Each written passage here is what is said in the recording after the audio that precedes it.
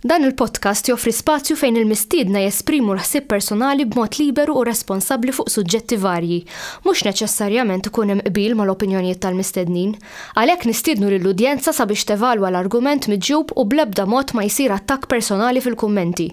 Hija l-intenzjoni tal-produtturi li dan il-podcast ikun spazju fejn il-libertà tal-espressjoni tiġi dejjem imħarsa b'responsabbiltà u b'rispett sħiħ.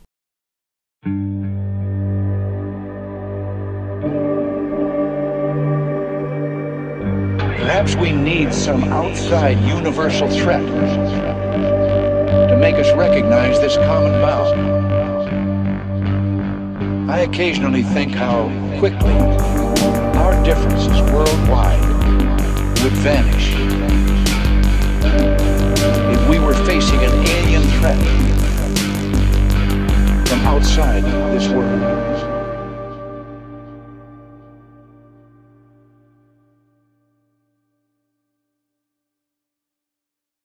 Grazzi Ren tal-li għajt l-istadina tagħna ġbi. Grazzi tal-istadina. Tidinna daqsxejn fuqok. Apart il-garax. Fle, nisemmuħu kol. Mela, le, Nene Farrugia għandi ħana 47 sena dal-waqt. Bħala fil-ħajja normali naħdem logistics jemdidem ħafna logistika, numri, kif jaħdmu n-numri. U bħala imma ħajt iddur madwar il-mużika tista' tgħid, norganizza events, festival fuq il-gothic u metal, speċjalment industrial, DJ fl-istess stili ta' mużika aktar barra minn Malta mill-Malta però, u owner ta' venue li jispeċjalizza fuq il-mużika rock u alternative u metal li huwa The Garage ħażebbuġ. U pratikament toħod li tista' tgħid bej il-full-time job u bej l-interess tiegħi fil-mużika. U managers ta' xi bands ukoll? Manager ta' xi bands ukoll dik biex nkomplu nżidu mal-business schedule li tiġa għandi eżatt. Però ħajt iktar iddur madwar il-mużika, tista' hija 24/7 illum saret mużika pratikament. Kellek xi esperjenzi kien bħalissa l-Halloween dal-waqt? Le, Halloween iva, jena, min jaf kif beda Halloween Malta, jassoċċaw miegħi essaċ, għax jena bniedem, issa ħan nitkellmu fuq aktar qudiem nimmaġina, bħala pagan għalina semejn li hija l-propja isem tal-ġurnata ta' 31 Oktober, hija huwa l-iktar sabat importanti għalina. Imma jena mbagħad ovvjament inħobb anke Halloween mill-aspett kummerċjali tiegħu. U dem kont insif għax Malta ovvjament ma kien isir xejn. Inti tinsix li dan qegħdin ngħidu aħna 2004-2005 issa. Fejn Malta kollox kien għadu tabu. Tabu kbir. Però dem kont insif ġifier biex nitla events, concerts ta' Halloween barra, speċjalment l-Ingilterra kemm din town għax hemmhekk jiġi ċelebrat bil-kbir. U 2004-2005 inżilt u moħħi deċiż li s-sena ta' wara irid nagħmel Halloween event ta' Malta. Daqshekk iddeċidejt. U jiena meta ndaħħal f'moħħi xi ħaġa kont ma tantx noħroġ minnha malajr. Hemmhekk kont diġà norganizza events jiena fl-isfera elettronika tal-mużika, jiġri techno, electro. Però jiena l-qalb tiegħi dejjem kienet fil-rock, fil-metal, fil-goth speċjalment u fl-industrial. U għatmela ili biex tagħmel xi ħaġa metal, gothic, industrial u għatmela issa wasal iċ-ċans li nagħmlu. Għamilt l-ewwel wieħed, ovvjament dak iż-żmien ma kienx hawn social media, jiġri konna nirreklamaw, tmur ħdej is-sixth form waħħal il-posters. Tmur fejn illum hemm l-MKs tal-arti, ma dak iż-żmien kien l-iskola ta' snajja waħħal il-karti. U toqgħod tiġri bil-lejl bil-kollha u bil-posters u toqgħod waħħal il-karti. Jew xi maġġem xi venue. Nispiċċa naqla xi multassa U beda l-ewwel gergir. Kien beda l-ewwel gergir.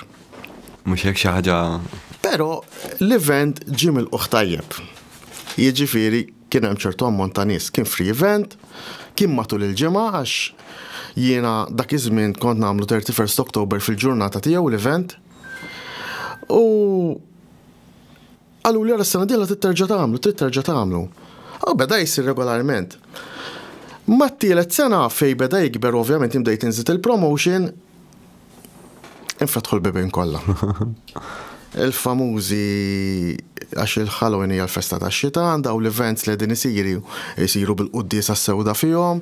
Xirina nista' immaġinani jiena nagħmel event f'nofs Paċeville fl-10 ta' bil-lejl bil-quddies għas-sewda u nissagrifikaw it-trabi u l-mos fuq l-imwejjed, imma hekk bdew ibellaw ilhom in-nies.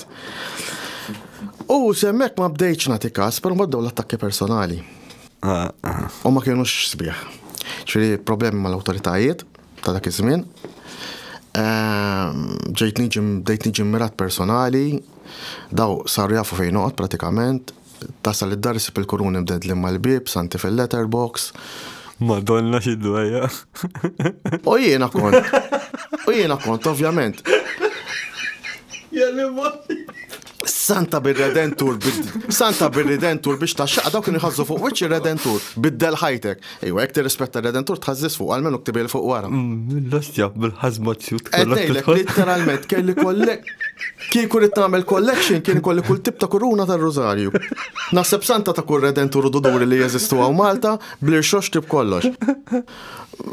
Imma mbagħad l-affarijiet bdew pereżempju anke fuq ix-xogħol, ġil-boss għalli din x'inhi ta' Halloween għatlu għalax ikkuntattjawni minn hemm u minn hawn. Nastja. Jiġri kważi tlift il-ġob. Xiddu għandhom dan nies. Le, jiġri isir stalking qawwi. Nefhem li stalking nifhmu x'jiena bħalissa għaddej minnu. U appuntu jiena għaddejt minnu dak iż-żmien, però kull sena beda jiġi l-attakk iktar jiggrava. U naf li tal-kuruni kienet ġejja waħda mill-ġirien tiegħi ta' dak iż-żmien. U jiena il-Knisja bħal istituzzjoni ma nirrispettaħiex, m'għandix rispett lejha. Però ir-relfidi jien nifridhom. Jiena l-fidi ma nħallatix mal-Knisja bħala institution. Jien nifridhom. You have a political institution li għal-Knisja you have the faith dik li xi ħaġa li l-lek edem biex iġġelek tgħix ħajja aħjar. Issa, ixini jien nirrispetta. Inti rispetta tiegħi jien nirrispetta tiegħek. Pero kifetlek l-affarijiet ħrixu darba minnhom naqbad kuruna. Qedlhom din ħanagħmilha mhux jien qed nagħmilha ma min xabajden din il-kuruna l-bib u sabbatta mal-art. U nkun naf li kienet fil-gallerija tittawwal minni. Għax ovvjament kienet is-CNN ta' triq. Jiġri dan kont nasal id-dar biex tabarsla pal-qaddis u taf minn mit taf xara ta' biex għal-xala. Wara xi lejl xogħol ta' fint. U insomma, sabbat dil-kuruna mal-art, għatlom din mux jenet għamil, għamminet id-dendilom. Umbat waqfu l-kuruni, ma baqaw xieġu mdendil l-kuruni, waqfu s-santu, waqf kollox. Pero il-backside effect, umbat jena, ovvjament, il-Halloween event beda jikber, jiġri dan konna nkunu. Immaġina Paċeville, xumbat libna Coconut, beda jisir Coconut. Fil-fat, Halloween Massacre, umbat saru kol maruf pala il-Halloween event ta' Coconut. Naħseb tlejċu wieħed. Ma, ħaf nisku, 100%. Immaġina Paċeville, natu l-ġimma Void, ma tara l-ħadd u il-Coconut u triq ta' qoddim Coconut ippikjata nies bil-kostumi. U ovvjament meta n-nies tal-Knisja u l-istess Knisja bdew jaraw dal-affarijiet ma ħadux kost. Xitti ovvjament Halloween u assoċjat mal-horror, u assoċjat mal-metal dak iż-żmien, u assoċjat mal-gotik u assoċjat ma' affarijiet forsi daqsxejn dark biex niftehmu. U ovvjament l-attakki ħraġu, komplew anka ċertu attakki fuq personali, pero meta ndunaw li provaw jablu kisruni mar nexxilhomx. Xilhom bat rasi jiena bniedem kalm kwiet imma rasi jibsa. Jekk ħadd tipprova timpika miegħi tispara li trid biex toqqafni mbagħad. Holy War, kif kienu jagħmlu huma fi żmien jiġi. Mhux hekk. Dik ma tantx isemmuhom, imma ħansebilek issa ta' dal-waqt. Umbat għaddiet, umbat li xaqa, meta Paċi bdew jaraw li ifhem, it's good business. Mbakku ħadħajja. U battajr, umbat party Halloween House, il-clubs kolli għamlu Halloween parties, il-ħwina bdew jaraw li there could be a possibility of business. U kulħadd beda importa decorations, jina decorations kont irid inġibhom minn barra. Ma kontx isib Halloween decorations sa ftit żmien ilu, imma indunaw li hemm potenzjal. It's a fun day. Anki daw ċikkulata famużi, għabel ma kienux jagħmlu tal-Halloween. Trick or treats ma kienux jagħmlu, però issa ħanitlu fuq dal-waqt. Ma daw ta' kumpanija kbar ma daw mistgħu ma jidaħlux. Le mhux hekk. Għax it-tfara biex xitan diġà.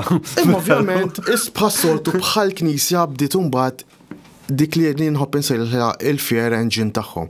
Jiġri ejja nqabdu mela il-dal-bniedem ma nistgħux iwaqfuh, ligi li ma nistgħux iwaqfuh, m'hemm xejn biex iwaqfuh, he's doing a free event, m'hemm xejn. Nis qed imorru jiġifieri. Kwaħt tibbeżza bil-babaw. Mela nibdew nbeżgħu bil-babaw il-mezzeta u l-anzjani biex imbagħad ta' fint, il-ġenituri jibdew jgħidu tfal ma tmur xebtax, posseduti u eżorċisti fuq kull stazzjon tat-television. Insomma, u kulħadd jikkwota l-Lavej, għax Lavej kien jgħid għax darba f'sena l-Kristjani iġellu l-tfal jilbsu jadoraw ix-xita, meta mhux veru, meta ħanibdew minn hekk Lavej fil-verità, meta taqra l-biografi tiegħu kien ateist, laqas kien satanist, u kien juża l-Satana biex waqqaf ir-redikolu is-suġġett tal-Knisja, pratikament mhux ir-reliġjon lill-Knisja. Jiġifieri Il-problema bdiet. U jiena meta darba kont fuq program televisiv qegħdin nidabbitu, għalli għax is-satanisti jiċċelebraw Halloween. Qedlu mela ħana għalmek ħaġa, Fader, qedlu ftakar li s-satanisti jiċċelebraw biktar ħeġġa l-ġimgħa kbira. Għax għalihom hija l-festa meta mit Kristu, summa jemnux li mit Kristu qam mill-imwiet, allura for them it's like a celebration. Qedlu jiġifieri l-ġimgħa kbira jridu naqtaw wassa mill-kalendarju. Ma fetaħx xalqu. Taħħani,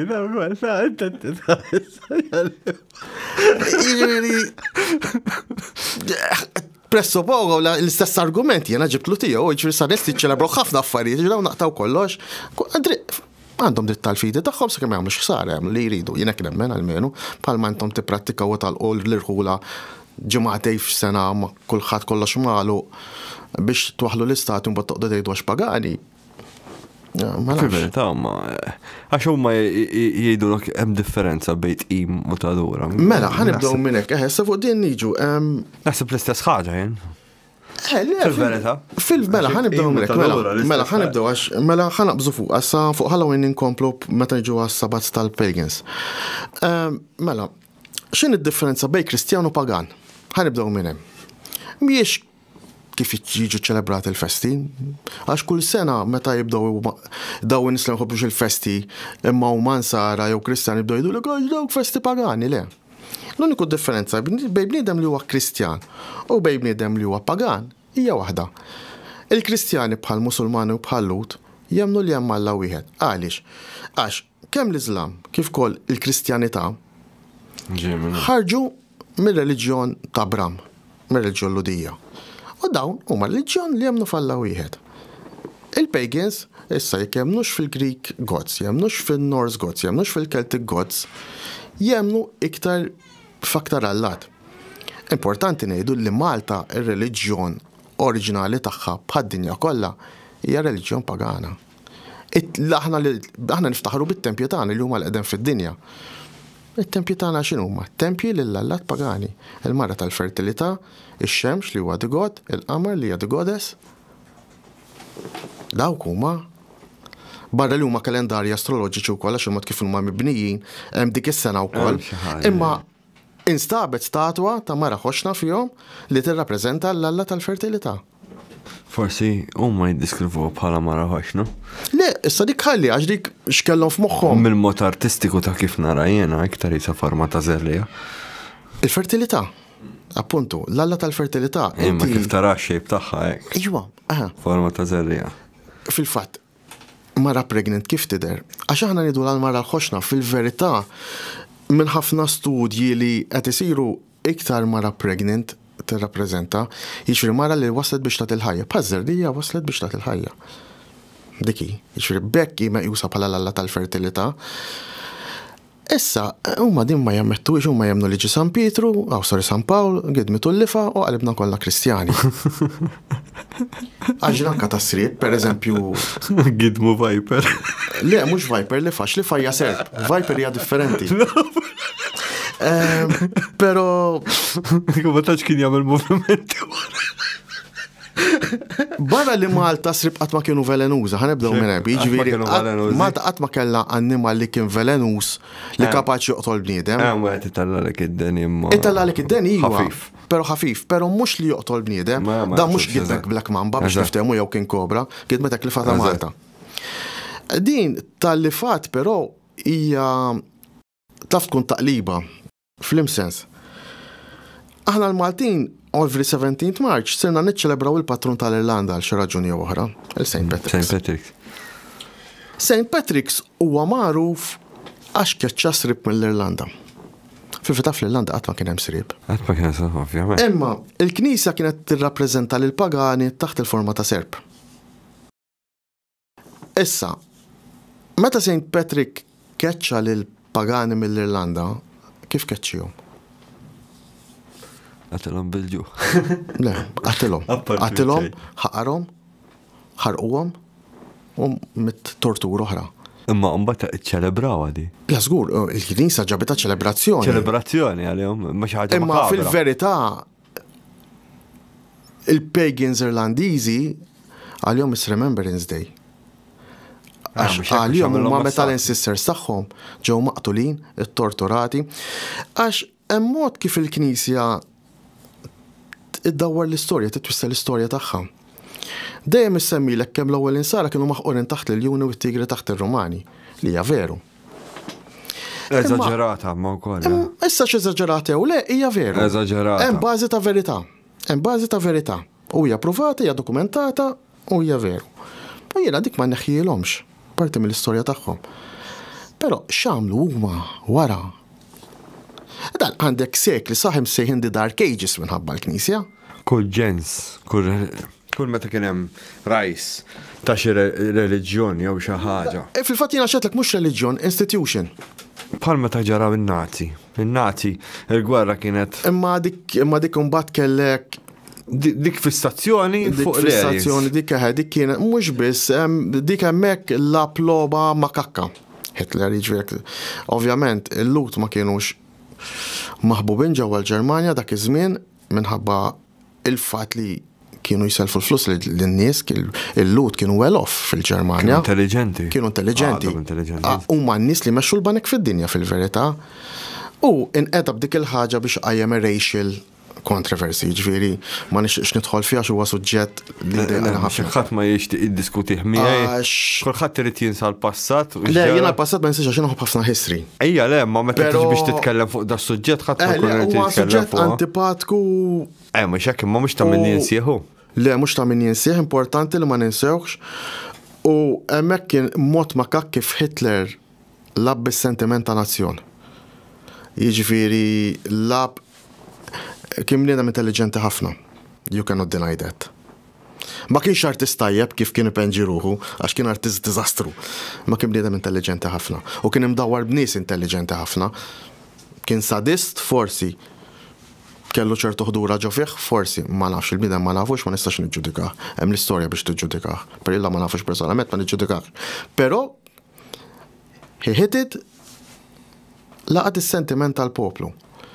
U dik fl-istorja ġrat dejjem. Ġrat bir-Rivoluzzjoni Franċiża, ġrat bir-Rivoluzzjoni Russa, ġrat fl-irvelliet ta' Malta fis-7 Ġunju, meta in-nies ridu jqumu and they wanted their freedom. U l-Ġermanja meta tara kif ħarġet mill-ewwel gwerra dinjija bit-Treaty of Versailles. Il-pajjiż li llum aħna nafu l-iktar pajjiż well-off fl-Ewropa, l-Ġermanja, li huwa l-pajjiż li se jtimexxi l-Ewropa fil-verità ekonomikament. Dak iż-żmien ma kienx hekk, dak iż-żmien kien id-żimbel tal-Ewropa. Għax tilfu l-ewwel waħda. Tilfu l-ewwel waħda u t-Treaty of Versailles ma kissirx il-klassi politika biss Ġermaniża u waqqa l-poplu Ġermaniż faqar kbir. Mela. Jiġifieri, hemmhekk il-poplu Ġermaniż kien poplu rrabjat. Kieku ma kienx hemm kieku kellhom lajnuna. Le, kieku kien hemm lajnuna. Naħseb qatt ma kienet issir dik il-biċċa xogħol. Kieku l-kumplament tal-Ewropa ma għamlitx li għamlet mal-Ġermanja, ikun hemm sanctions mela le, għax għamlu li għamlu. Però mhux twaqqa l-poplu fil-faqar, għax inti l-poplu kemm ħajdum bil-ġuħ. Kemm ħajdum jara tfal tiegħu imutu bil-ġuħ. Da fl-aħħar ir-rabja ħajżuga f'xi ħaġa. He was at the wrong place at the wrong time. Biex nużaw il-kelma wrong, għax fil-fatt ħafna mill-affarijiet li għamel kienu ħżiena. Kellu fejn jemute? Dak is-soldat li ħalli jgħix. Jiġifieri I mean. Ara kien kollox eżatt għalih. Le, l-istorja ħabbitu f'ċertu affarijiet fid-destin tiegħu u mbagħad fl-aħħar orra ġara li ġara. Imma l-affarijiet li għamel ma kienu sbiħu kif għamilhom, jiġifieri kien intelligenti il-mod kif ħoloq l-autobans biex joħloq ix-xogħol fil-Ġermanja, mura jgħidlhom li uriti dawk it-troq biex jgħaddi l-panzer minn ġo fihom. X'inhu kien tiġeti bjala kif ħajrġa jipprova jieħu l-Ewropa taħt idejh. Ma l-fissazzjoni kienet l-iktar meta kien imdawwar Heinrich u Himmler.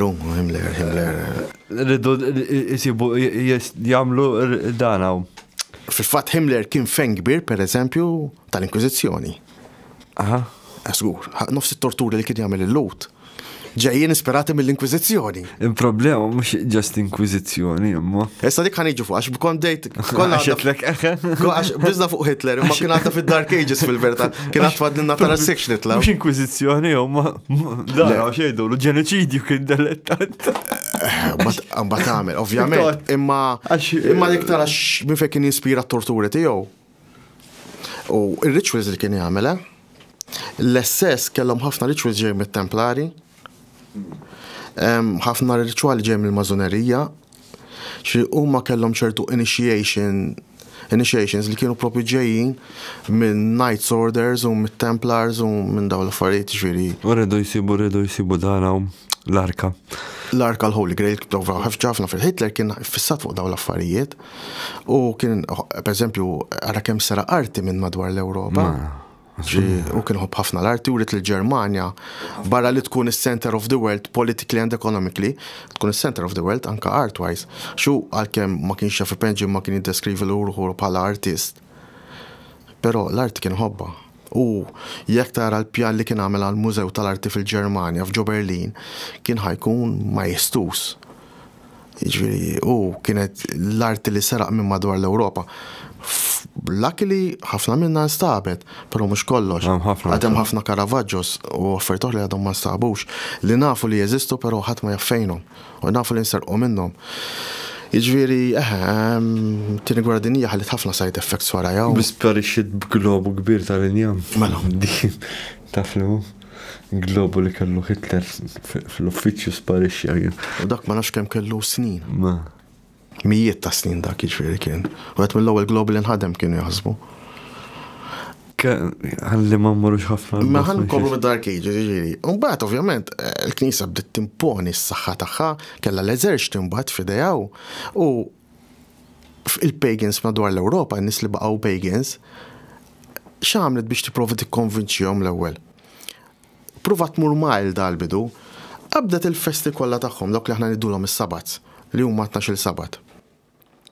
U dawrithom Christian Virgin jiġifieri Yuletide li huwa aħna ngħidu t-twelid tax-xemx il-ġdida 21st December, it-twelid tad-dawl. 25 December it-twelid ta' Kristu, twelid id-dawl. Semħejn li aħna niċċelebraw il-harvest li l-Halloween biex niftehmu 31st October. Ħan niċċelebraw l-end of harvest.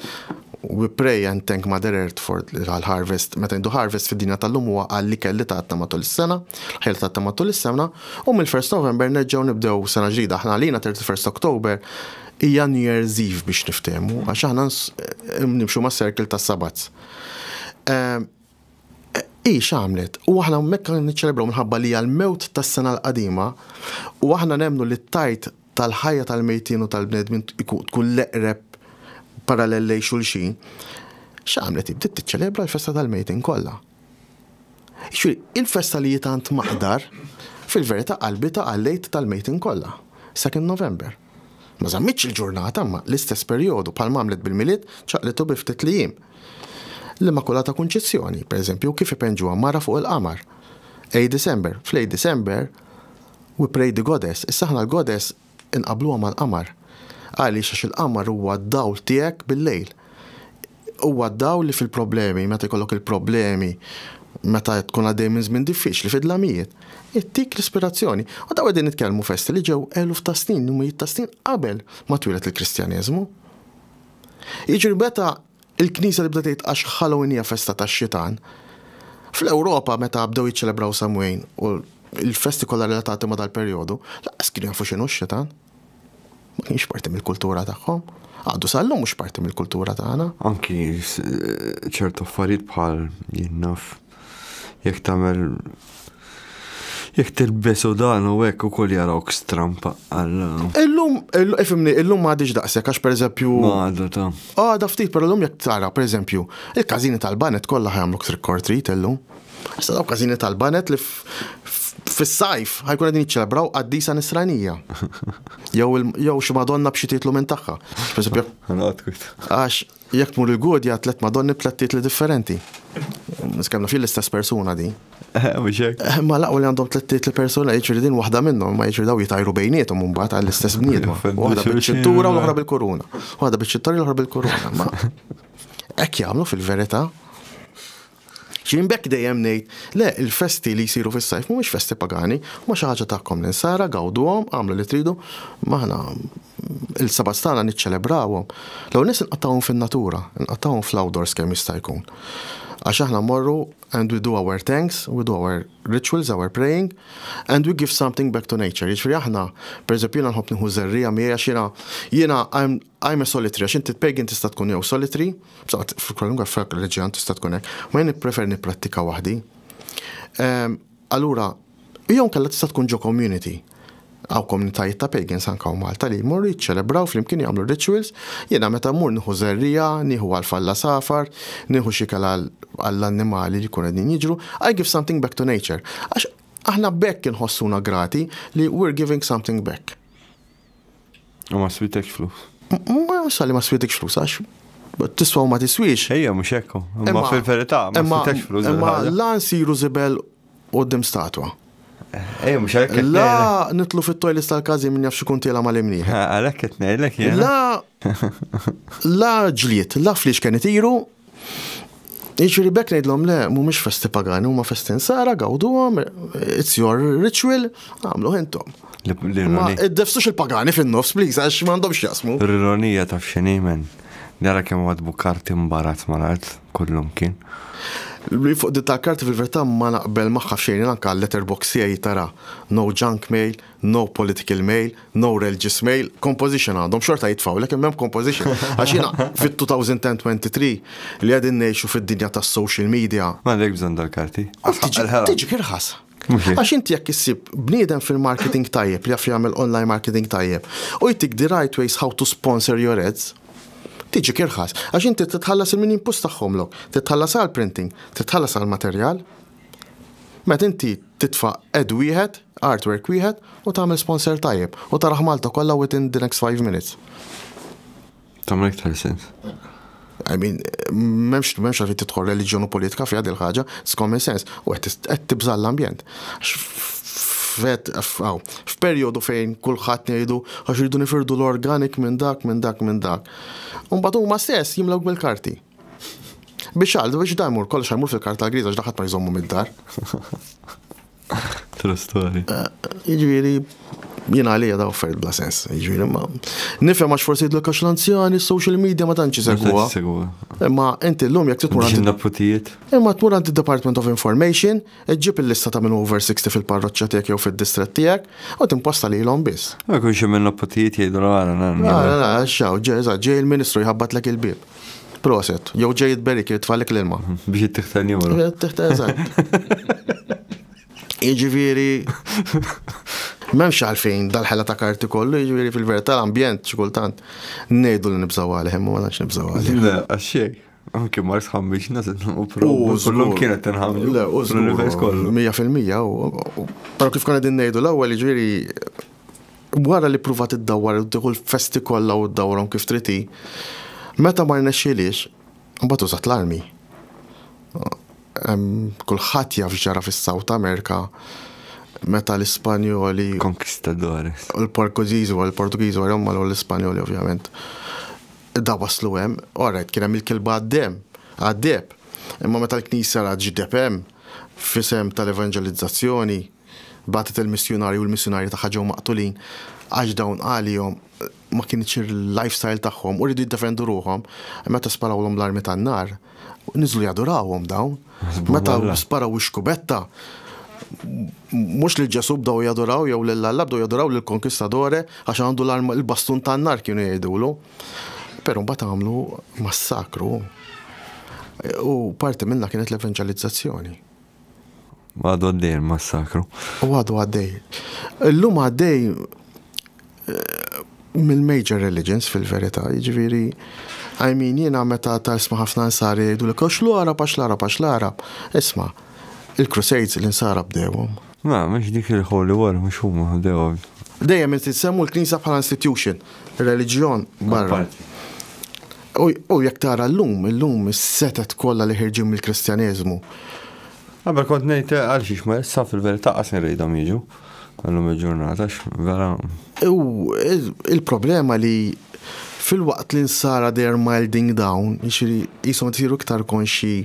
Tisiru ħafna konxi nies. U fil-fatt tinduna il-Knisja meta toħroġ l-istatistika tagħhom ta' kemm nies għadhom imorru ġol knejjes, daw jonqsu bissijat din. Però x'in jiġru il-biża' tiegħi hija ħaġa waħda.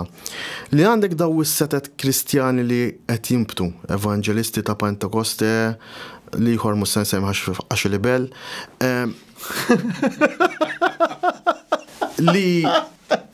li they go to the extreme u il-mod kif qed jibbrainwashjaw in-nies huwa perikolus. Rajni ftit ta' ġranet ilu fuq it-television. Meta bniedem jibda jkwotalek ktib kelma b'kelma, kemm kapaċi jweġġa' nies bil-sienu, u mhux noqdu nħorġu l-videos wara nibku bika tal-kukkudrilli. Senta semmet xi ħaġa oħra, ma kellix għalfejn. Biex ma niġbdu simpatija. Jiena ammirajt il-dak il-ġuvni bħalissa ma nistax niftakar ismu li kien hemm fl-udjenza. Jeffrey. Jeremy. Li qam u rispondija b'sens kbir għax hu. Le, alright, x'ismu Jacob. Mhux Jacob. Jeremy Paladin f'daw l-affarijiet, imma Jacob. Għax Jacob jafx jiġifieri, jiena u int ma nafux jiġifieri għax ma ngħadduhiex minn fuq demna, ma dak jafx jiġifieri jkun hemm stigma fuqu u jaf kemm kliem ta' persuna bħal dik iweġġa' u kemm kapaċi influenzi iktar nies. U din mhix espert għax din bir-rispett kollu din bdiet tmur x'sabet il xi ħadd għalli ma dat-tagħlim u bdiet titalmu bħal ħaruf għax kif titkellem tidher titalmu bħal meta ikollok il-kelb titalmu jitfal frisbee u jerġa' jġibulek lura. Xejn meta tagħmel differenti mill-kelb jew mhix xadina li tgħallem ċabċab. Mhux hekk għax mhix kwistjoni li għandi mhix kwistjoni ta' fidi, kwistjoni ta' bniedem li qara ktib bħal pappagall u qed jikwotaħ bħal pappagall. Bir-rispett kollu lejha. Għax kieku kellha daqsxejn sens komun u daqsxejn deċenza dik il-klem ma kienx tgħidha. Żgur. Setet qalet xi ħaġa oħra? Setet qalita b'mod aħjar, imma mhux tgħidha kif qalita. U Jeremy qed li jismu Jacob. Qed ngħidlek kien inżalu l-kappell tal-kuraġġ li kellu qam u rispondija dak il-ħin. Jiena għalija dak il-eroj u l-bniedem tas-serata dak kien fid-diskussjonijiet kollha. Kif beda jitkellem issa biex ħadd isma' minn għandi dil-kelma diffiċli. Iktar beda joġobni l-qassis jitkellem. Għax fil-verità għandu l-fidi tiegħu, però espert kif bedajt fis-soċjoloġija u fil-psikoloġija, jiġifieri il-bniedem kapaċi jifmu. Din uret li m'għandha l-ebda empatija ta' xejn. Meta qalet dik il-kelma, come on. Daw ikunu marru s-seminarju, studjaw u għamlu. Però mhux biex naqbes għall-qassisini ta' Le, mhux hekk le. Kelli qassisini offenduni, fem. Jiena kelli ħafna, jiġifieri personali kontrija kelli ħafna meta kif qedlek meta bdejt Halloween. Imma ma importax, pero li tmur tgħid kelmek kon National TV, come on. U l-programm kien live, jiġri fil-verità jiena l-Quentin naf għax kont fuq programmi tiegħu, fuq Halloween, fuq tattoos u fuq diversi suġġetti oħrajn. U naf itik freedom of speech, pero he's very attentive. U Quentin jagħmel ħafna fil-programmi live. Ġri il-kontroll huwa daqsxejn limitat. X'din meta besqita mhux programmi rekordjat jaqtaw ilek jagħmel lekka tgħidlek isma' tgħidix dik il-kelma le, ma tistax. Ħatoħroġ. Fil-fattanku baqambella hu stess għal isma' kejna bħalu fehmtek ta' għax meta mbagħad indunat tipprova tilaqgħal ura hekk u l-għada noħorġu l-videos u sejra hekk. Le, bir-rispett kollu. Setet qalet xi ħaġa oħra. U jiena bekk daw is-setet għax qegħdin nismu ħafna aħbarijiet ta' nies li qegħdin fihom u qed jagħmlu ċertu affarijiet.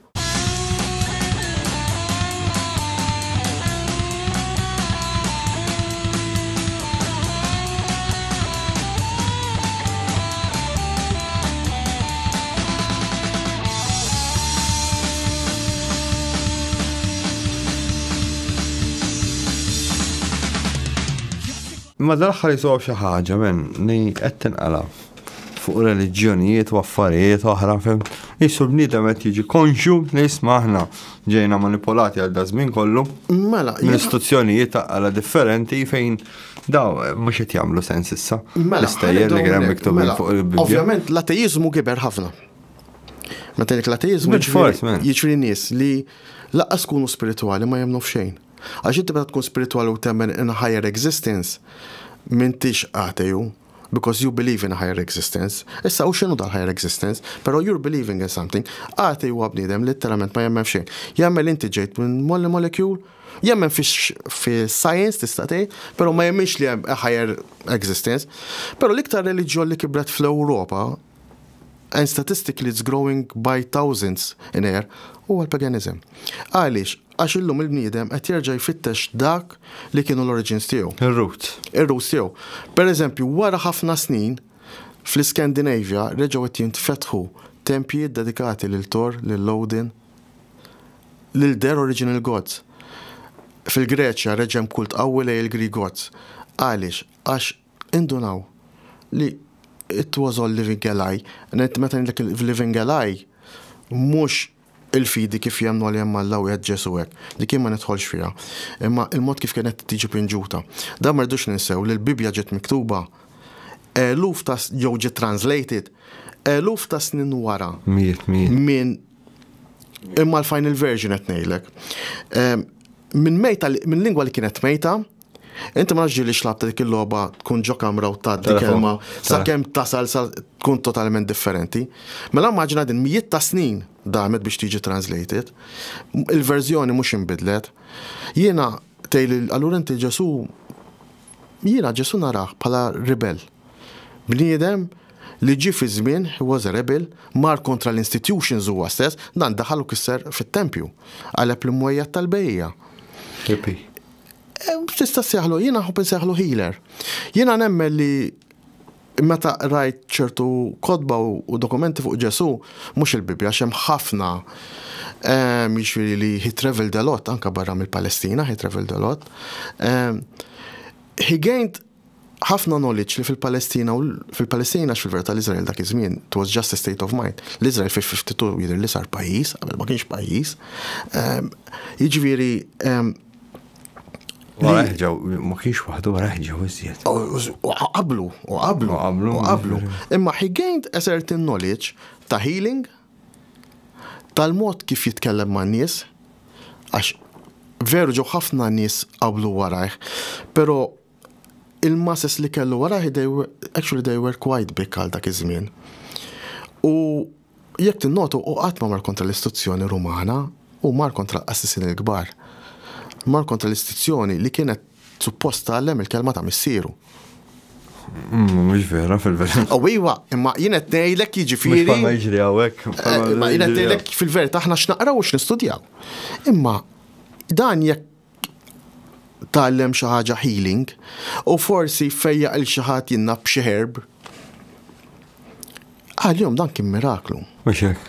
Issa jekk il-kittib kitibx qajbu mill-mewt għax forsi kienet imut.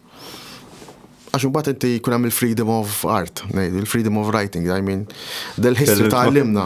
Tkellimt ma' Kevin fuq Lazzaru. Eżatt, jiġifieri. Qedlu forsi kien taħt xi goma hekk. Għal kien laħaq nitten. Jiena f'ta' Lazzaru, ix-xena ta' Lazzaru f'ħaġa waħda tfakkarni. Ta' Fantozzi. Meta joħroġ taħt dik id-daqqa ta' ponni, jiġifieri hemmhekk dik hija. Però tajt ngħidu anke li l-healers minn dejjem kienu maħqurin, jiġifieri anke fil-Medjuevu u anke żmien twal il-Medjuevu. Il-witch hunts, jiġifieri il-witch hunts kienu. I mean, aħna bħala pagans sejħulna witches li nsegwu il-Celtic roots, jiġifieri aħna were called witch. U anke l-males were witch għax wizard huwa xi ħaġa oħra. Wizard huwa l-magician li joħroġlok l-illusionist biex nifhmu. Il-wizard li kien kun fil-kastelli jagħmel it-tricks bin-nar u hekk. Il-witch hija dik li tippratika rituals and we practice magic. Daw kienu healers, daw kienu jmorru n-nisa għandhom u jfejquhom. Imma meta kienu jmorru lura fir-raħal jaraw tifel imfejja mhux minn qassis. Għax iżiġ dak iż-żmien anke x-xjenza kienet band. Saqsi ħaġa, ġieri esplorajt il-ktieb Xemż il-Maref. Ejja.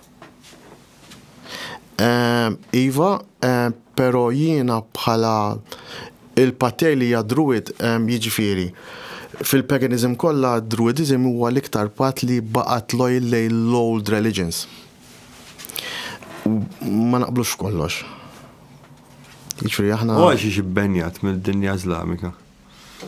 Le, ibbenjat mhux mid-dinja Islamika biss. Fl-Ewropa ma jistgħux jibbenjawh minħabba li inti ma tistax tibbenja l-kodba. Fatt fl-Ewropa anke l-Minecraft jista' jinxtara. Issa l-Minecraft fil-messaġġ tiegħu mhux aċċettat mill-Ewropa, ma tistax toqfu milli jinbih. Jekk il-Knisja ma tantx ifavorih dak il-ktieb, l-Iżlam huma iktar strict għax inti għandek il-pajjiżi fejn inti għandek il-pajjiżi Iżlamiċi ħafna minnhom hemm ix-Xarija law. Issa x-Xarija law tieħu over il-liġi tal-pajjiż. X'jekk inti l-imam ta' dak il-post jgħidlek isma' dak il-ktieb ibbenjat, fil-pajjiż ma jidħolx. Dan bħal meta jkollok ċertu movies ma jidħlux fid-dinja Islamika, għalfejn. Għax l-imam jgħidlek dak il-movie mhux aċċettat. Il-messaġġi tiegħu huma messaġġi li jġibu ħafna dawt fuq ir-reliġjonijiet abramiċi ħanejdulhom hekk. U fuq it-tagħlim tagħhom fil-verità mhux ma jġibux id-dawt ir-reliġin. Hemm affarijiet strambi fih. Ħafna. U r-rituals li fihim between the lines huma very powerful rituals. Taħseb li għadmu? Ija. Bekk aħna bħala druids ma nużawx, and we don't promote it, we know that it works. Imma you have to believe in it mbagħad. Jiġifieri jekk inti Jiġifieri dak li ġara fl-89 jew. Le, imbagħad isma' ma tistax tieħu kollox to the extreme. Jiġifieri toqgħod attent. Dan bħal ta' Nostradamus, ħanġiblek eżempju biex in-nies jifhmun iktar. Għax forsi tissemmi li ktieb li mhux kulħadd jaf bih. Mela ħanġiblek eżempju b'Nostradamus li anka ċikku tarraħal jaf bih. Li dan jgħidu li kiteb ħafna affarijiet li l-qoddim daw jiġru. Tara ktib ta' Nostradamus, all right, fi ħafna affarijiet li jidru li ġraw, pero dan easy jiġri xi ħaġa tgħidx Nostradamus hemmhekk dik kitebha. Jiġifieri jista' jkun iva jista' jkun jiena bniedem ma neskludi xejn. Jiena l-ħajja l-mitni ma neskludi xejn. Jiġifieri jiena bekketlek jiena nirrispetta l-opinjoni u l-fidi ta' kulħadd. Jiena personalment ma nemminx li hekk, però ma jfissirx li le. Jiena bniedem kontra ċertu affarijiet, jien bniedem liberali ma kontra ċertu affarijiet ma naqbilx. Ma jfissirx li l-pajjiż ma jiddaħħalhomx għax jien ma naqbilx magħhom.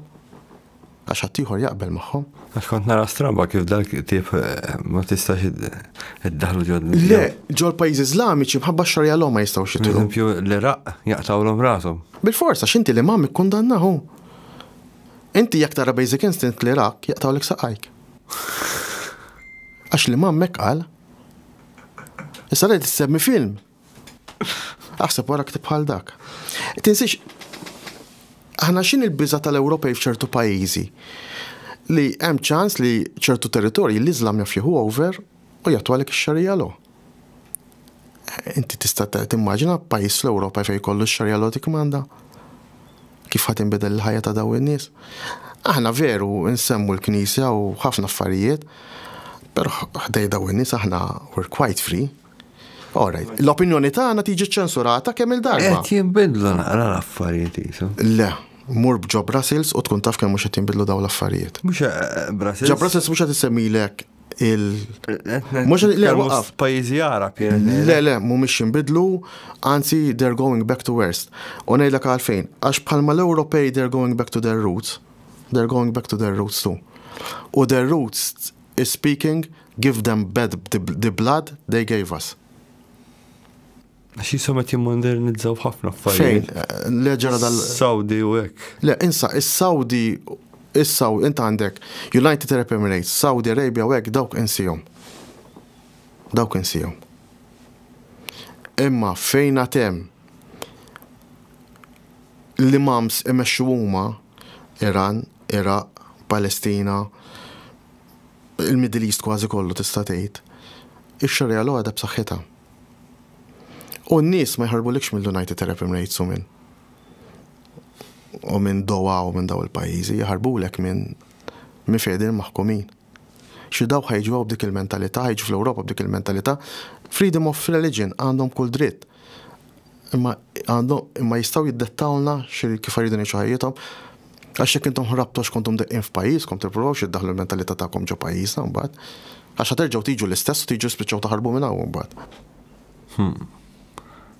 Ma nafx ngħidlek fuq għad il-ħaġa naqa' komplikat ostja. Bħala reliġjoni qed titkellmek bħala dan tinsiex bħalma nies li huma brainwashed fuq ir-reliġjon Kristjana u nies huma brainwashed fuq l-Iżlam. Jien naf pagans li huma brainwashed u ma jarawx l-affarijiet with an open mind.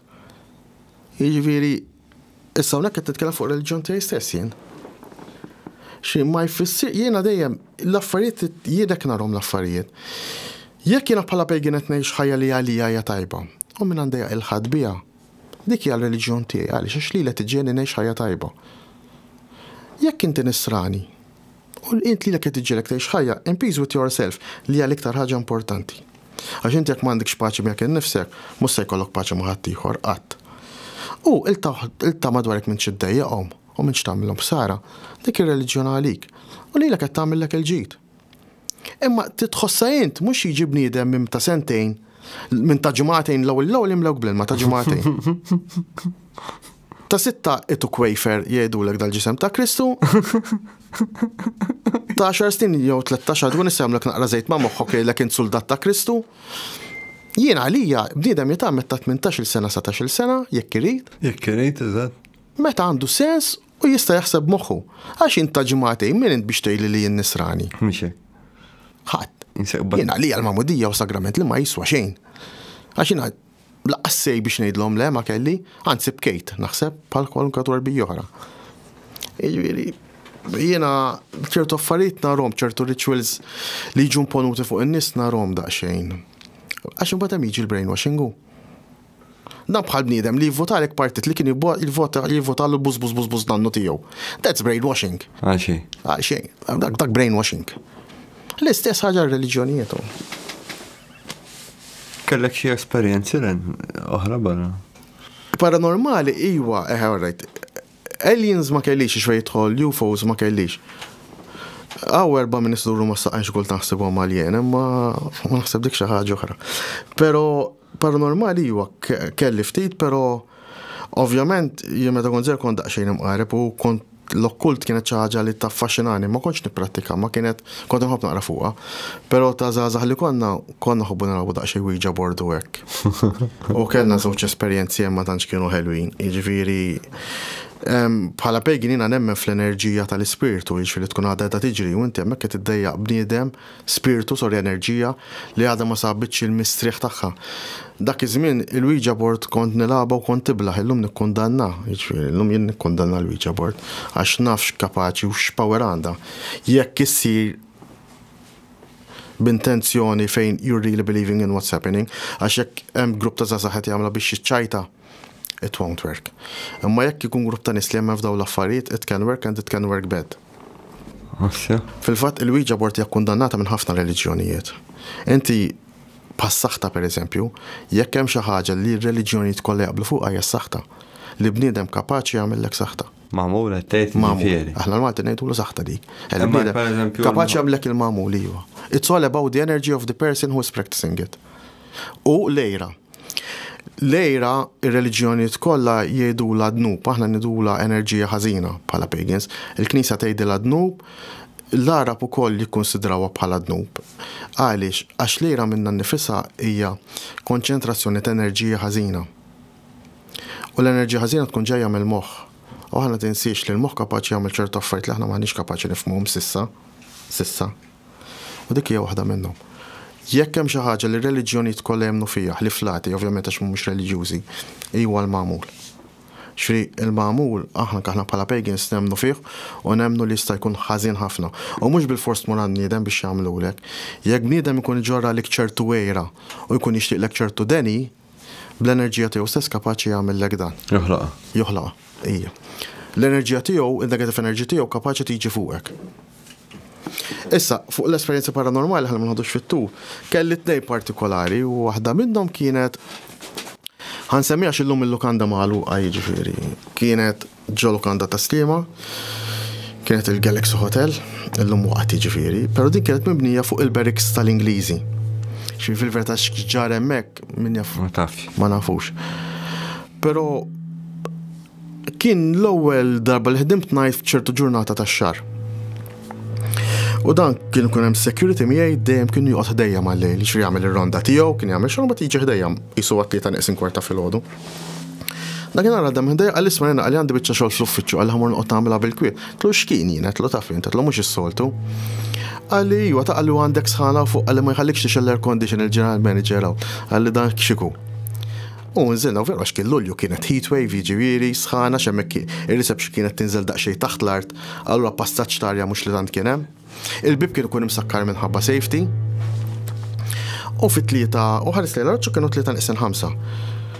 U jien għandi fitsun ħares ħafna lejla l-arloġġ ma nafx għala. U fit-tlieta boom kellna qisu arloġġ kien jagħmel tikk kull sija fir-reception. Nisma' hemmhekk ir-reception kienet forma ta' kaxxa u kellna 4 blokkok imdawrin magħha. U il-reception kien bej żewġ blokkok, u nisma' il-lift tal-blokka ta' fuq il-lemin tiegħi jagħmel il-ħoss jingħala u beda tiela fuq. Qatt mela buljat il-kontijiet lesti għattanna l-early departures. Mort niftaħ il-bib, għax kien konna katina morna niftuħ mħabba safety, għattissa la jinżlu il-kontijiet lesti jħallsu jitilqu, jekk għandhom kontijiet. U niżel dal-lift infetaħ, imma soltu minħabba l-lift ma kienx il-bottom reception, kont nisma' n-nies nieżlin minnu u l-ħoss tal-luggage ta' fitti meta l-luggage jagħmel dak l-iskos jagħmel dak il-ħoss. U ma smajt xejn. Ma smajt xejn. Għadt il-lift ħadem waħdu jenna, forsi għadt xkultant biex jisu jkun wieqaf jaħdem waħdu, u fem minnu, għadd ma ninsa.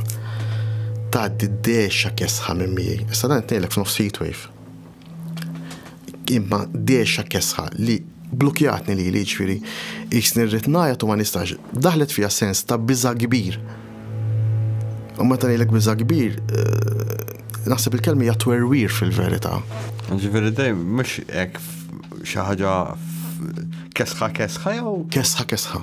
Mhux il-feeling ta' kesħa. Issa, jekk kienx il-feeling, it was a freezing cold feeling. Ħassejt jiena x'għadda minn miegħi ma nistax le, però it was a freezing cold feeling li jien rid ngħid u ma stajtx. Xi din blokkjat li ġismi li jisu paralizzatni. 2-3 seconds għaddiet, fi minnhom jisnibda jġef tiegħi, nisma' l-lift tagħna l-oħra jinfetaħ jingħalaq u beda tiela waħdu. U kemm ħadet ħin l-esperjenza? F'moħħi minuti bil-biża li kelli, ma fil-verità it was only half a minute, sakemm għadda kollox. Għax dan jista' kemm xejn kurutur ġejt qudiem ir-reception u mort fil-kurutur liħor. F'moħħi damet iktar għax il-feeling ta' biża li kien hemm fija, dak il-ħin ngħidlek ħassejtu eternità jien. Imma fil-verità kienu man minut kollox.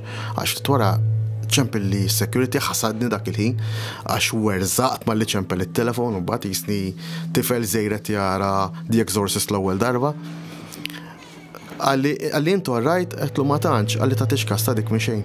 Għetlu thanks jien, ta' għetlu stajt tafżari kont imur bil-qeda fuq is-sufa faċċata u jgħaddi minn irid un batu għax ma nafx għadda jien. U l-oħra, l-esperienza l-ħra li kelli kienet jisu 8 snin 9 snin wara. Fil-lokandi dejjem kienu konna l-istaff party ta' xina għamil 23 sena minn ħajta naħdem fil-lokandi jiena kwalifikat il-Master Sewa in Hotel Management u fl-imbit. Konna għaddejjin minn Burmara dan pratikament kien wara l-istaff party kien beginning of January għax bħala lokandi dejjem konna għamil l-istaff party aħna fil-fatt weta konna mmur l-staff parties ma kontx tar Christmas decorations għax kienu konna għadda kollox. U kienu xi sjaw staff il-għodu sa'tejn xi ħaġa. U kien hemm ħabib tiegħi mill-Mosta, għalissa tla' miegħi wara ta' għalli mhux għall-Mosta inti tlu iwa. U ma biżna l-Knisja ta' Burmara biex niftehmu fejn hemm dak il-Garden Center il-kbir, hemmhekk hemm stage tal-linja. Għalli jaraħ dak ix-xieħ fuq l-istage għalli x'inhu jagħmel hemm. Issa kemm ħares titlu hemm ħatta. U saq naqra għalli tħares fuq wara netlu x'ġara. Għalli u jħares fil-mera, tlu dak minnu. U ksaħna jek il-fat pal-issara. Spajki tal-assuf ftit-suf li għandim idi. U ftaq waħda klikjajta tlub qasuq. Għalli ġra tlub qasuq. Ma li wasalna fl-erja dejdu laħna tajn riħana minnum il-Mosta jaflimi. Telaq. Bat ipparkjajna ħadna nifs u ma rajniex. U to be honest, jiena kont smajt li hemmhekk ġieli ġara xi ħaġa simili, però Ġifi kol meta tħares li ħemra bdejt taraħin. Iwa, li u baqa' magħna bil-qiegħda magħna fil-karozza sakemm wasal quddiem il-kappella ta' Indrijana. U taf tiddiskrivih ġifieri. Iwa, xieħ li bes il-bis tradizzjonali Malti. Ixir bil-beret biex niftemu, bis-sidrija, bil-mizbajda. L-anzjan biex niftemu.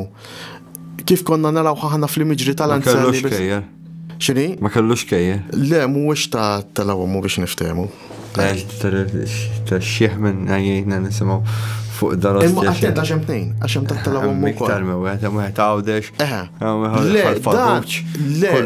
Le, dan ma kellux kejjer, ġas bnidem li bes sidrija dik niftakaraw bil-bere. Ma għax nħarx għal sit kellu, to be honest, imma nimmaġina li kien jisu dak it-tip ta' xieħ, kif nafu ħana l-imġri ta' xieħ, kif kienu jpenġuħom qabel l-anzjani, kif kienu jpenġuħom libsin qabel. Tissa ġandi 4. Minnom bla xkwara. Le, 5. Minnom bla xkwara. Pero dan eżatt ma li waqqafna. Għax aħna bdejna ħarsu lej il-mera kultant, pero u siket u ma jagħmillek xejn. Ijet hemm. Le, ma jagħmlulek xejn. Xejn, hemm siket u daqshekk. U eżatt ma li wasalna ħdej il-kappella ta' Indrijana xajriħana hemm isu ta' dej u mbagħad hemm kappella. Hemmhekk sparixxa. Osfor. U mbagħad tfajna mal-ġemp ovvjament għax konna xxukjati aħna. ġejna għraftana bat soqna. Bat wara sirt naf, għax bat ovvjament kellim ta' jien, għallu li mux kont zibel mejjet u għattam leġ zibel mejjet. Ma konċ wahdi? Ma konċ wahdi. U jena veru konċ xrob l-naqra ma liħor ma kienx xrob xejn. Għax ma kienx jixrob għaw minnu ma jixrobx. Iġifiri, għadnejlek meta niftakar fjom daw it-nejn. Niksa, he? Ster interessanti. Pero tal-kesħa tal-freezing cold dik kienet ta' xieħ kienet bizamma, l-oħra kienet twerwir. Il-kelma hija twerwir. Ma taħsib il-fenomenu biex iwerrek jiet? Ma nafx, imma għax inti l-problemi hija, ma nafx jekk bateċ minn sleep paralysis. Imma sleep paralysis hemm ħafna differenti, batejt minn waħda. Jiena mbagħad biha ħafna. Jiena mbagħad ħafna biha. Xi jiena inħoss li hemm xi ħaġa tifgani mal-lejl. Jiena bded imbagħad ħafna bl-sleep paralysis.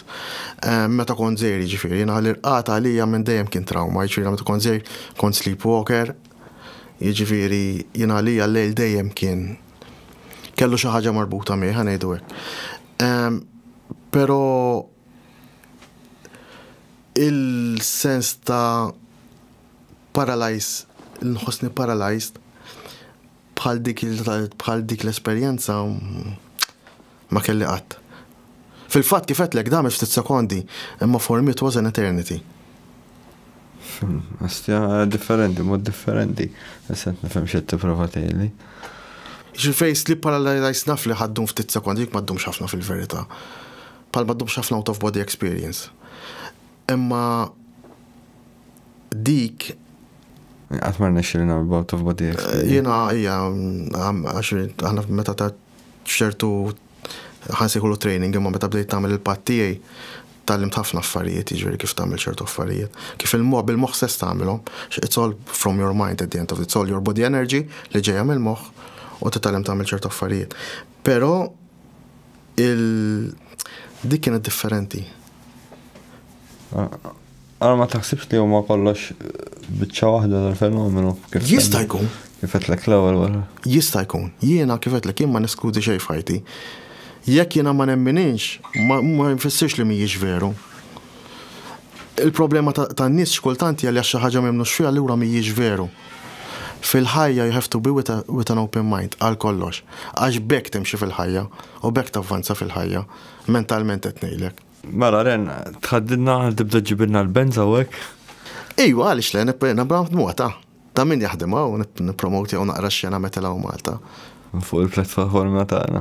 Ejwa, fil-fatt bħalissa nixtieq anke nagħmel nuri solidarjetà ma' band Maltija dem ixtendko li kienet l-ewwel band Maltija li tellet id-doq ġewwa l-Iżrael u propju wara l-ewwel gig tagħha. Astja. Eżatt l-għada tal-gig faqqat il-gwerra, jiġifieri ovvjament ħassrilhom it-tur. Imma laħqu daqqew l-ewwel gig laħqu għamlu jiġifieri kienet l-ewwel band Maltija li daqqet ġewwa l-Iżrael, kellhom tur li sfortunatament Sfortuna. ġie mħassar minħabba imma aħjar sejf. Le, better safe than ever, imma xiex kultant ara bniedem minħabba mentalità tiegħu kif kapaċi joqtollok il-ħolm ta' ħaddieħor. U għandek xi proġetti oħra? Dungeon li huwa event which is more on the fetish side, għax jiena nagħmel ukoll fetish kinky side events. Jiena il-kelma tattoo tista' tiġi jekk taħilha double T tagħha tiġi double B u tiġi tabu. U naħseb dawk iż-żewġ kelmiet jimxu veru parallel miegħi, ġifieri kultant nistedilhom. U mbagħad is-sena d-dieħla jerġa' jsir Dark Malta li huwa festival internazzjonali propju li huwa Etza Gothic Industrial International Festival. Ovvjament di garax tista' tgħid li kull ġimgħa jkollna gigs u hawnhekk in-nies kollha li jħobbu r-rock scene u Malta tissapportjawx biss ma tiġix band kbira, issapportjaw morru daw il-koncerts importanti. Però issapportjaw anke l-gigs li jsiru matul il-ġimgħa. Għax il-bands Maltin ħaqhom aħjar u għandhom il-talent ta' bands kbar. Sfortunatament aħna pajjiż żgħir. Allura ir-riżorsi tagħna u biex noħorġu hemm barra qiebsa diffiċli. Ġifieri kellek benda qed iċċina ftit ilu, Lord Eder. Ħabib tagħna Mark. Eżatt, kien hawnhekk. Id-Damage Tent Co marru l-Iżrael. Ħejn band oħra deathcore Maltija daqet il-Ġermanja fawissu. Jena bħala DJ jendoq ħafna festivals barra f'dix-xena. Il-Bazas, Amplifier, flimkien ma' Dino u mal-Leli dawk għandhom band, jiġifieri l-istess Dino u l-Leli mal-Pilgrimage, band oħra titturi ħafna, band oħra l-Martyrium, li d-doq kważi id-doq ħafna. U bad għandek il-Beheaded u l-Abysmal Torment, li huma żewġ bands death metal Maltin. Daw fis-social media il-following għandhom u wieħed ikbar minn tal daw il-pop artist Maltin. Għax il-daw pratikament iddoqqu fl-aqwa festivals fid-dinja fejn tħol death metal u specialment il-Beheaded, they headline this festivals. Xi dawn iddoqqu fer u d-dimel u f'kbar ta' nies daw in-nies u il-media Maltija. Xej. U anke meta jintbagħtu press releases ma tagħtix każ. Ma tagħtix każ. Għaw fil-mużika rock, u tajb ngħidu li l-mużika metal u Malta. Miexja. Barra li miexja, ila snin l-iktar stil ta' mużika li timbih barra minn Malta. Jiġri il-bands metal Maltin huma l-iktar bands li bijaw mużika barra mill-pajjiż. Barra minn hekk, jekk tidħol il-bands meta jitlu jiena nafax ovvjament ħafna minnhom nimmanagġihom u hekk. Anke meta jitlu fuq il-Spotify account tagħhom, fuq is-social media tagħhom tinduna l-following kbir għandhom, mhux minn ġol Ewropa biss, Brażil, United States, India, Japan. It-talent tagħhom huwa immens kbir. U naħseb għandhom bżonn iktar support però, għax ħaqhom iktar support. U s-support jibda minn ġodarek, suppost. Għana pajjiż nemnu ħafna fil-pika, jiġifieri, però if charity begins from home, u għaw ħafna zazah li jismaw il-metal. Jgħidu l-għax jina mandi xibib niddejaq nitla. ħaġa waħda nista' ngħidilkom fuq di garax taf kemm hemm zazah bdew jitlaw weħedhom jismaw il-gigs. Illum marhom saru komunità. Illum bi pjaċir ngħidha kienet mużika li żgħażagħ kienu nqataw minnha, ġifieri, però dan l-aħħar reġa' hemm grupp ta' żgħażagħ jitlaw lek kull gig, xi jekk inti għadek żgħir. Forsi sħabek għal xi raġuni oħra ma jismgħux il-metal imorru paċi għal raġuni oħra. U inti ma tħossokx komdu. Għaddi garax you're welcome, ejja ħadd isma' l-mużika favorita tiegħek, bands tajbin, u ħassib nies li huma bl-istess mindset tiegħek. Fil-fatt aħna għax qas nsejħulu venue, sirna nsejħulu community għax Eksen, ħbib ma kienu xjafu l-xulxin u l-lum joħorġu fl-imkien imorru jiklu fl-imkien. Il-Kortis. Il-Kortis il-Baruni, ovvjament, dak. U salmulu dak fuq ghost hunting jallimna kolla. Għandi ġeġi. Tajjeb, għax jina l-Antoni li nafu 20 sena ħseb mill-inqas, ħabib birtijaj, Kyle l-lum it-tifel tiegħu mużiċist, mal-Lucifer Irenium li hija band black metal għadhom żgħar u għandhom talent dil-band enormi. Xir dawn ilhom idoqqu sentejn naħseb liktar. U kważi waslu bit-talent l għandhom meta jkbru daqsxejn oħra li qegħdin ngħidu 2 years oħra anke barra rridu nismgħu bihom. Għax talent l għandhom enormi, ġifieri kulħadd m'hemmx band member li huwa weak. Mela nirringrazzjak Ren. Thanks.